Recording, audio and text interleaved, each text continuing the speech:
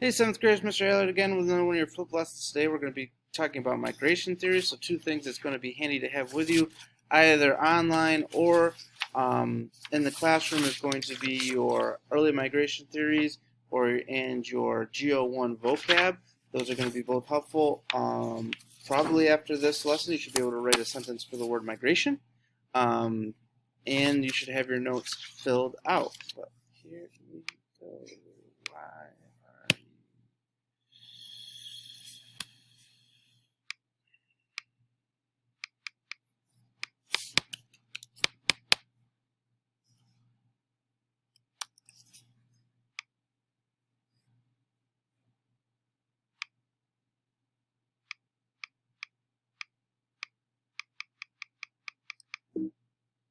Alright, sorry about that. I don't know why I went through all of that stuff. So, land bridge theory. Okay, this is one of the migration theories that explains why people came over here. Most archaeological data suggests it's about 17,000 years ago. If we could go back into a time machine and go to the exact time, we would know. But that's a good give or take. Now, when we're talking about this far back in history, we could see some archaeological evidence suggesting it was 20 to 15,000 years ago, and it would be still within that ballpark. So land bridge theory suggests that people started migrating to the Americas about 17,000 years ago. How did they get here? Where did it happen? All right. Well, the world was a little bit of a different place. It was much, much colder, and a lot of what we now have as water was actually land, or more importantly, it was ice, because of those cold temperatures. And actually, during this time period, there was a land bridge between Asia and Alaska sometimes called Beringia. Now that's called the Bering Strait. But between basically where we have ocean water now was a land. So the land bridge theory kind of thinks that this bridge, this land, was actually connected. So it wasn't really a water migration. This was migration over land, hence the name land bridge. How did they do it? Well, they walked. That's how people migrated back then. We weren't really domesticating animals for travel. Sadly, there was no cars, no planes, no trains, no automobiles. The low levels of water, again, exposed the land. And the early, who would become what we would call Native Americans, transported over land. Why were they doing this? Well, they were following their food sources, okay? And this was going to be one of their natural resources, right? You didn't wear clothes during this time period. You didn't wear clothes. You didn't eat food based on what you liked. You did it based on what you had. And for these early peoples, that was the woolly mammoth. It was the Walmart. It was the Costco. It was the BJ's. One-stop shopping. They got everything from the woolly mammoth. They got meat to eat. They got clothing and furs to wear. They even would use the skin for some, movable, like teepee type structures if they were using that at the time period. But most of these people were not staying in a structured house because the woolly mammoths moved themselves.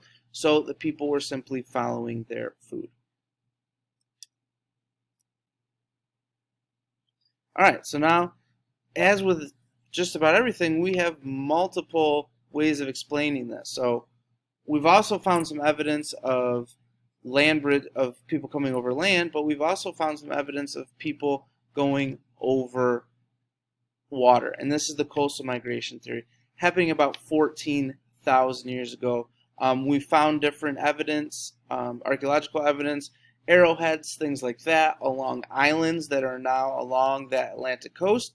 We found older ones up near Alaska. We found younger ones kind of down south, but we've also found some, now we're starting to find some older ones down south, which could suggest that this time period may be a little bit off. But for right now, we're going with about 14,000 years ago, the start of this coastal migration theory.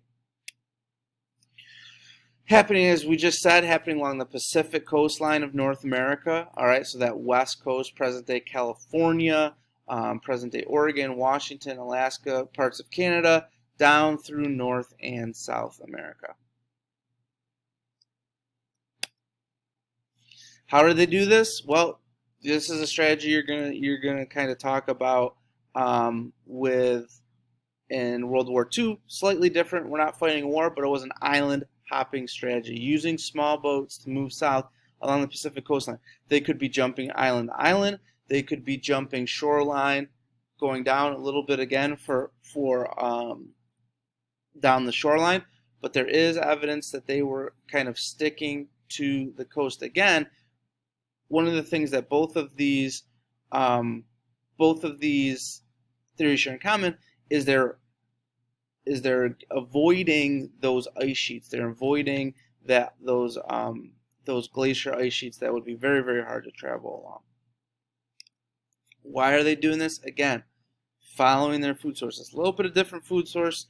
Woolly mammoths aren't living towards the ocean or the sea at this time period, but seals, birds, fish, things like that, which also somewhat are moving, and they're moving with, they may deplete an area and have to keep moving in their search for food along that coastline. Our third theory is kind of, even though it suggests that people were coming 25,000 years ago, this is kind of our newest theory, really within the last decade or so, that this Eastern migration theory has kind of we found more evidence to suggest this might be a migration theory that could have led to early peoples coming to the Americas as well. Again, happening about 25,000 years ago. The only difference here is now we're talking about the East coastline. We're talking about the Atlantic coast. All right, and we're suggesting that these early peoples weren't coming from Asia, but they were coming from Europe. They were coming along that kind of eastern coastline, down the coast, and settling in places like present-day Virginia, because again, those glaciers were, New York at this time was covered with glaciers, so that a little bit farther south. So again, similar to the coastal migration theory, okay. Well, how are they doing it? It was another island hopping strategy. They were again using the coastline, using the glacier lines to kind of make a home base, travel, go into the water, travel a little bit, make a home base, maybe hunt, cook food, things like that. And again, this is a long process. We're not saying that this happens over the course of months. This is decades into centuries of time that people are slowly moving from one area to another, slowly migrating, we should say. Again, following their food sources, and just like the previous coastal migration theory, they're following food sources such as seals, birds, fish, and things like that. We haven't found too much evidence to suggest that they're going too far onto land, hunting and things like that, but that's not saying that they didn't do that as well. Once they've got farther south and started moving inland, we start to see that type of evidence come through. All right, that's our flip lesson for today. Make sure you've got your notes either completed in the OneDrive assignment, or you've got your notes completed on your paper. Either way, we're going to get those into a binder and start getting that organized as soon as possible. Until next time, 7th graders, Ellered out.